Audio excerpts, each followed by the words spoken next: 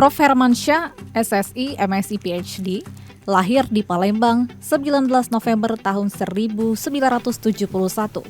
Beliau adalah alumni Magister Jurusan Kimia, Fakultas Matematika dan Ilmu Pengetahuan Alam Institut Teknologi Bandung, bidang Biokimia, dan S3 Department Advanced Science and Biotechnology Graduate School of Engineering, Osaka University. Prof. Hermansyah saat ini menjabat sebagai Dekan Fakultas Matematika dan Ilmu Pengetahuan Alam Universitas Sriwijaya periode 2021 sampai dengan 2025. Sebagai pendidik, beliau juga mengikuti keanggotaan sosial, yaitu sebagai Vice President Regional Sumatera, Asian Federation of Biotechnology Indonesia, Himpunan Kimia Indonesia, Persatuan Ahli Farmasi Indonesia Sumatera Selatan, dan Persatuan Biokimia dan Biologi Molekul Indonesia. Dalam perjalanan karirnya, Prof. Hermansyah selalu berusaha pantang menyerah untuk mewujudkan mimpinya menggapai cita-cita dalam bidang pendidikan. Dan saudara, inilah Bukan Basa-Basi. Untuk mewujudkan mimpi menjadi kenyataan, kita harus terus memupuk mimpi tersebut dan mengupayakan agar cita-cita tersebut bisa tercapai. Di Bukan Basa-Basi hari ini, saya akan mengajak Anda untuk ngobrol bersama dengan Prof. Hermansyah, SSI, MSI, PhD. Beliau adalah Dekan Fakultas MIPA Universitas Sriwijaya. Ikuti perjalanan saya dalam Bukan Basa-Basi.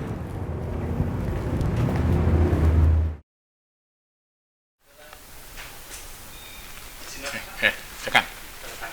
Siap.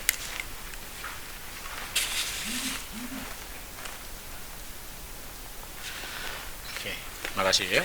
Mungkin nanti untuk ke ujian sidang terbuka berikutnya, silakan disiapin ya dokumennya. Siap ya Pak. Oke, terima kasih Pak ya. Yuk.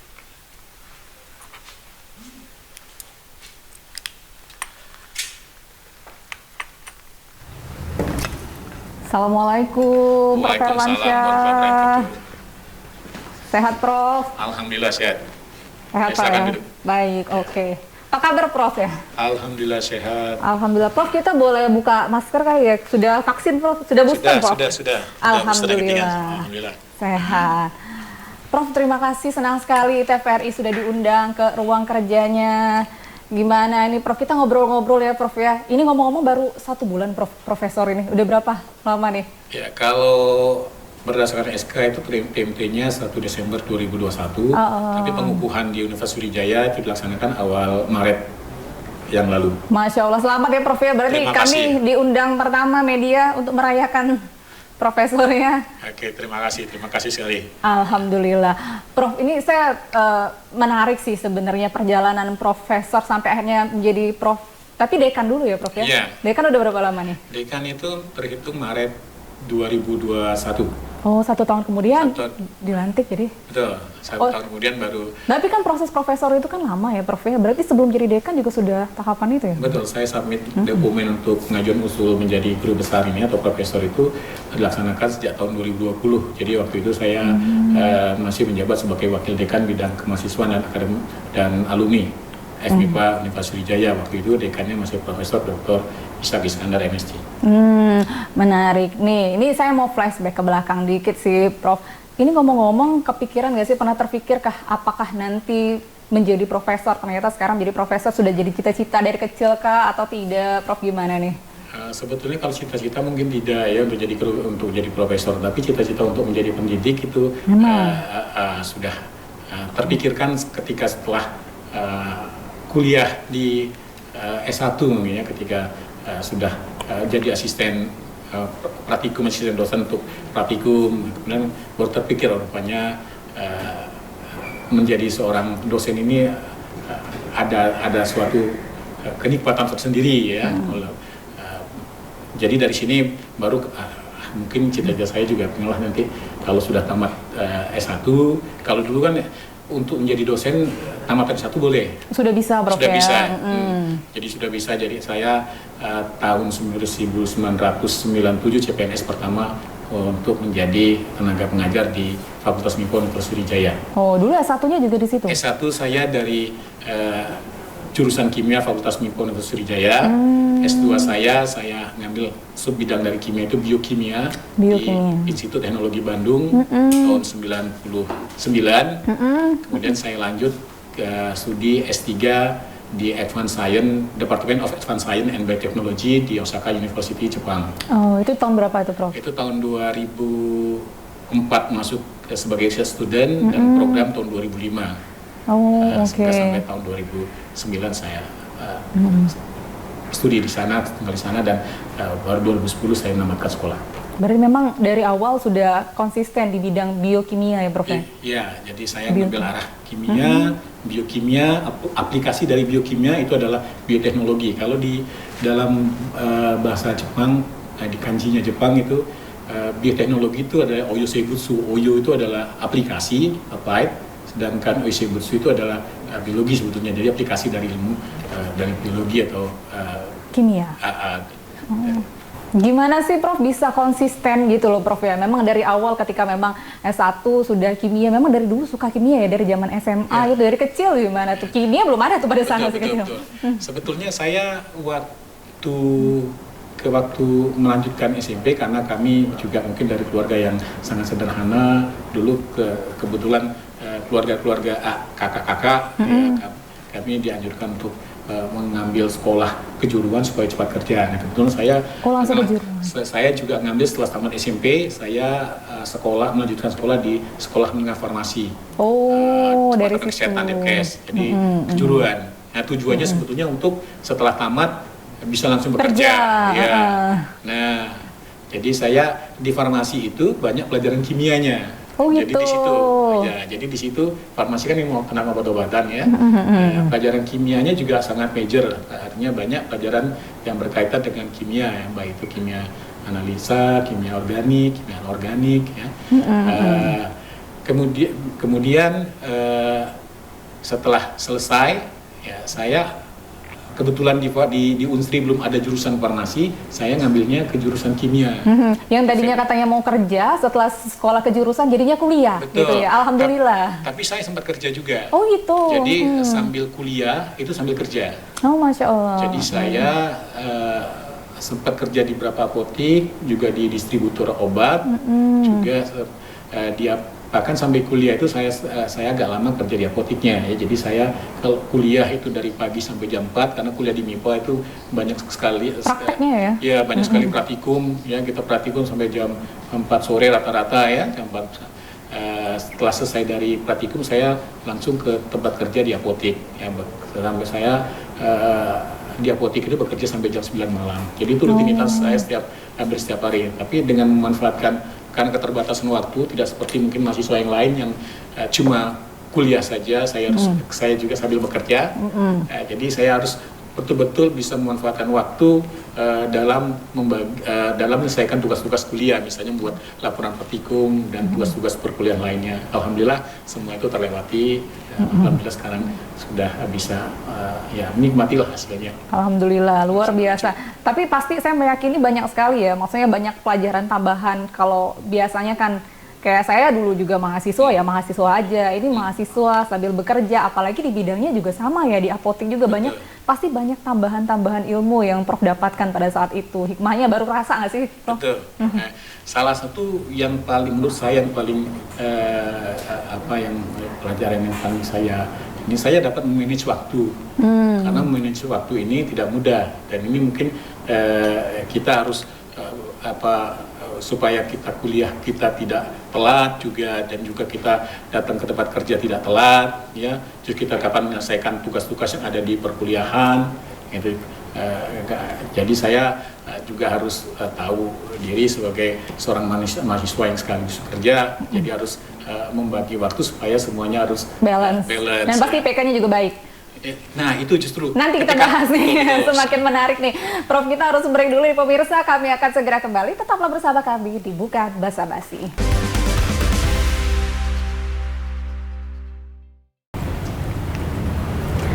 Terima kasih Anda masih bersama kami di Bukan Basa-Basi, masih bersama dengan Prof Hermansyah. Ini semakin menarik perbincangan saya bersama dengan Prof Herman ini.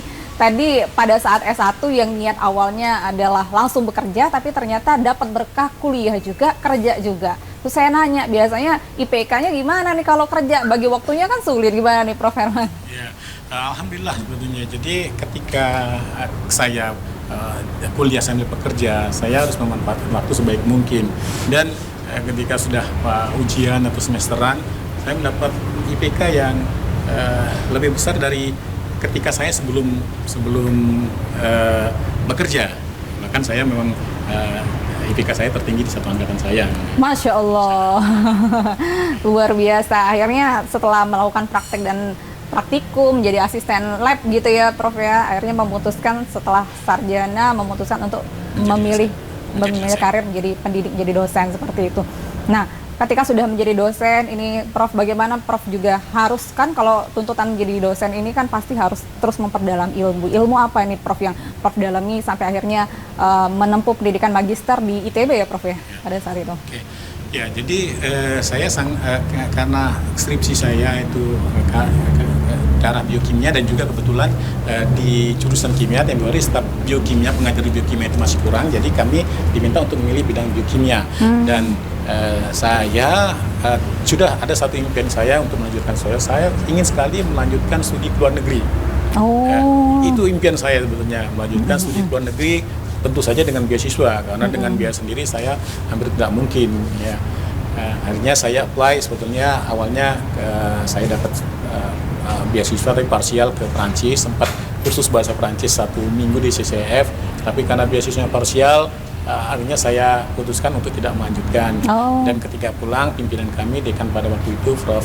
Dr. Saifuddin Ismail, menganjurkan untuk melanjutkan studi di ITB. Pada saat itu? Ya, di ITB, Institut Teknologi Bandung, dan saya mengambil bidang biokimia, tapi selama studi biokimia di S2 di ITB itu, saya masih tetap ingin melanjutkan studi ke luar negeri, pengen sekali ya. Akhirnya sebelum tamat, saya sempat apply ada kursus bioteknologi di Jerman selama 10 bulan, dan alhamdulillah saya keterima. Oh, jadi ke Jerman waktu itu? Jadi waktu itu sebelum tamat S2.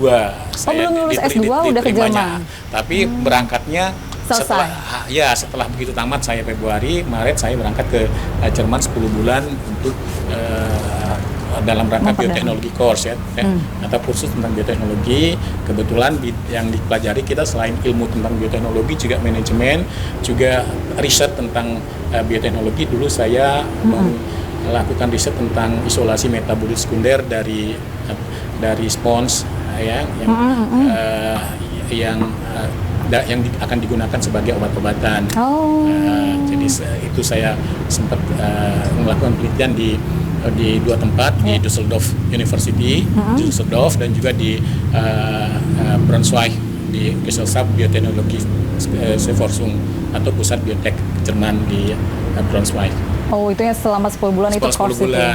Apa sih oleh-oleh yang dibawa ke Indonesia pada saat itu, bekal untuk Unsri pada saat itu, Prof? Ya, tentu saja karena itu adalah juga pengalaman pertama kita ke luar negeri, juga kita juga karena Jerman juga merupakan salah satu kiblat untuk teknologi termasuk bioteknologi. Betul. Jadi kesempatan pertama saya ke luar negeri itu juga men-trigger saya kemudian apply lagi ini juga short course juga, tapi cuma 2 minggu di Jepang tentang Asia Pasifik molekular biology. Tetap dengan bidang yang sama juga ya, Prof? Ini ke arah molekular biologinya, tapi di bioteknologi.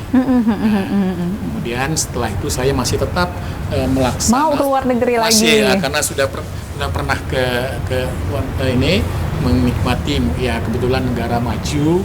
Saya kemudian sekolah ke Jepang melalui beasiswa Monbuka Gakuso, itu beasiswa dari Kementerian Pendidikan dan Budaya olahraganya Jepang, dan alhamdulillah saya diterima, dinyatakan lulus, dan kemudian kursus bahasa Jepang di PSPJ, Pusat Studi Bahasa Jepang di Unpad selama 1 semester sebelum berangkat ke Jepang.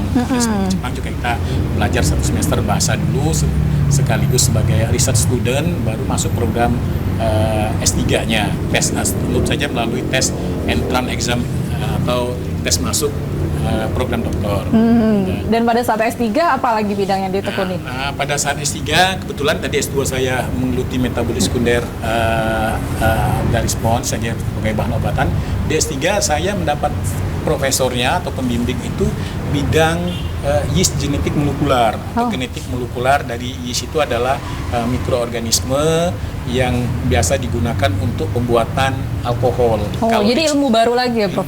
Ilmu baru lagi. Kalau di Jepang kita tahu bahwa sake itu, minuman sake itu sangat familiar di sana, biasanya orang minum sake, dan di lab kami itu punya ribuan strain yeast ini yang bisa dimanfaatkan oleh industri-industri termasuk industri sake dan industri lainnya, dan juga mempelajari tentang molekular dari yeast yang bisa juga dianalogikan untuk mempelajari organel tingkat tingginya ke manusia juga. Jadi saya mendapat topik riset waktu itu dan mempelajari tentang mekanisme protein fosfatase yang ada pada yeast terhadap sifat resisten terhadap kalsium. Jadi itu topik riset disertasi saya dengan pembimbing Profesor Satoshi Harashima, dan co-pembimbingnya ada Profesor Yoshinobu Kaneko dan juga Profesor Minetaka Sugiyama. Mereka bertiga membimbing saya. Luar biasa mensupportnya ya, Prof? Luar biasa. Masya Allah. Selama di Jepang ini saya luar biasa sekali. Banyak. Nanti cerita-cerita lagi nih, Prof. Cerita-cerita apa sih yang paling bisa kita terapkan setelah kuliah di Jepang, Prof, ya, kemudian mengembangkan institusi kita sendiri di Universitas Sriwijaya ini di Palembang. Tapi kita harus break dulu nih, Prof. Pemirsa, kami akan segera kembali. Tetaplah bersama kami di Bukan Basa-Basi.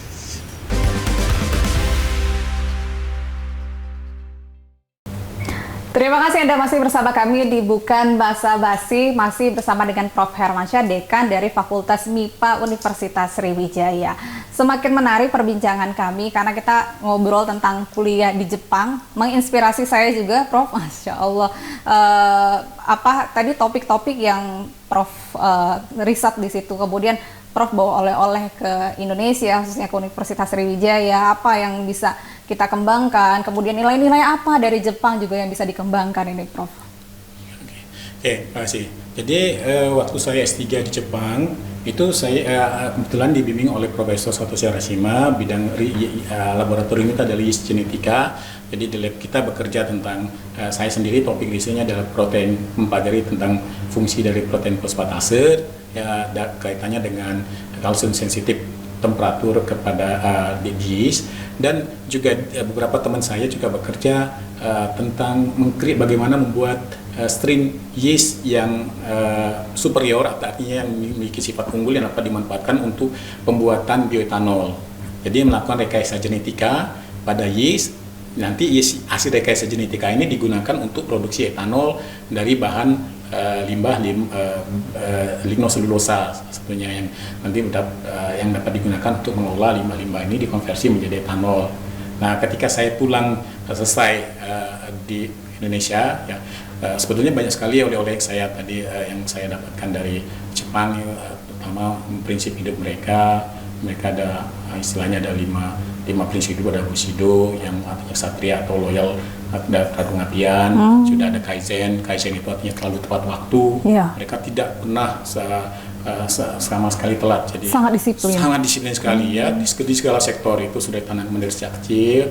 Yang ketiga adalah Makoto itu artinya jujur, ikhlas. Yang keempat itu adalah Kensai itu adalah mereka itu selalu bekerja dengan produktif, kreatif dan inovatif. Dan terakhir adalah Shikonen itu adalah mereka selalu master of master, artinya selalu setiap satu membuat lebih baik dari sebelumnya. Jadi itulah prinsip hidup mereka sehingga mereka bisa jadi maju seperti sekarang ini. Betul. Tadi di lab saya itu adalah salah satunya meng-create yeast yang dapat digunakan untuk memproduksi etanol ya. Dari limbah lignoselulosa, dari bahan lignoselulosa. Lignoselulosanya adalah bahan yang banyak terdapat di limbah-limbah pertanian. Jadi salah satunya saya mendapatkan Candida tropicalis. Ya, Candida tropicalis ini ternyata dia juga bisa mengasimilasi atau bisa hidup atau bisa memanfaatkan silosa dan arabinosa untuk kemampuan hidupnya dia. Ya, silosa aeruginosa ini adalah komponen salah satu komponen terbesar di samping gula glukosa yang terdapat pada lignoselulosa. Lignoselulosa itu adalah bahan material kimia ya, biomasa kimia yang terdapat pada limbah pertanian. Ya, misalnya kulit, misalnya ampas lembu, tanah kosong itu bisa dimanfaatkan. Bisa dia mengandung, walaupun mungkin proses kerjanya agak lama, agak panjang ya. Beda kalau kita melakukan fermentasi terhadap menggunakan singkong. Misalnya singkong kan biasa kita kalau dulu fermentasi dari singkong menghasilkan AP ya, kan itu kan alkoholnya tinggi, atau ketan ya, itu juga alkoholnya tinggi juga. Tapi itu kalau menggunakan bahan ini untuk memproduksi bioetanol ini adalah salah satu energi alternatif yang dapat digunakan untuk sebagai opsi dari penggunaan energi fosil ya. Kita tahu bahwa kalau energi fosil kan mungkin makin lama makin habis terpakai karena proses pembentukannya sangat lama sekali.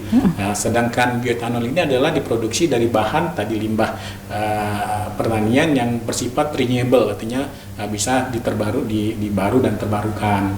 Oke, wah menarik sih, Prof. Ini ngomong-ngomong kita di ruangan lab ya, Prof ya. Jadi penelitian mahasiswa biasanya diajak ke sini, Prof ya. Betul. Jadi ini adalah ini lab yang berada di Pasca Sarjana ya. Jadi banyak mahasiswa tugas akhir, mungkin kebetulan pada hari ini mereka masih kosong pagi, mungkin nanti siang beberapa mahasiswa melakukan risetnya. Ini beberapa komponen yang bisa dimanfaatkan, misalnya itu shaker untuk membuat kultur inokulum yeast, juga bisa kita gunakan shaking inkubator itu ya, untuk membuat inokulum atau starter. Nanti kita tambahkan ke media produksi bioetanol misalnya nanti ya. Jadi mikroorganisme kita tumbuhkan dalam media cair dulu yang kita sebut pembuatan inokulum. Bisa kita menggunakan shaking inkubator itu. Atau ini mungkin ini microwave, kalau ini atau water bath ini adalah alat-alat teknologi yang digunakan untuk melakukan penelitian. Ini sebenarnya karena kita bukan basa-basi nih, Profesor ingin menginspirasi sih. Biasanya kan anak-anak siswa SMA atau selalu berpikir bahwa kimia ini pusing karena banyak hafalan dan lain sebagainya. Saya mau ke pakarnya ini karena sebenarnya tidak sejelimet itu dan semenyenangkan itu ya, Prof ya. Gimana nih, Prof? Ya, mungkin kalau untuk belajar yang penting kita pertama suka dulu dengan pelajaran ya, suka dulu dengan pelajaran. Artinya jangan menganggap pelajaran itu tidak suka atau tidak penting. Kalau kita suka, nanti kita bisa lebih mencintai atau lebih suka untuk belajarnya. Untuk belajarnya dan juga lebih suka untuk nanti memahaminya ya. Karena dalam ilmu kimia saya pikir sangat menarik sekali ya. Karena dia bukan hanya mempelajari tentang hitung-hitungan, ya, dia juga ada pengertian ya, yang ada logika berpikir, karena kita tahu di dalam kehidupan ini kita tidak terlepas dari kimia, dari bahan kimia. Udara yang kita hirup itu bahan kimia, makanan yang kita makan itu karbohidrat, protein, lemak itu bahan kimia. Air yang kita pakai ini, gelas ini bahan kimia, ya, silika. Ini juga, ini semua larutan air pun, aqua pun itu kan senyawa kimia H2O. Jadi kalau misalnya ada istilah jangan karena bahan kimia berbahaya, tidak semua bahan kimia berbahaya, ternyata kan air itu juga bahan kimia H2O tidak berbahaya. Jadi kadang-kadang kan orang tua jangan makan ini mengandung kimia.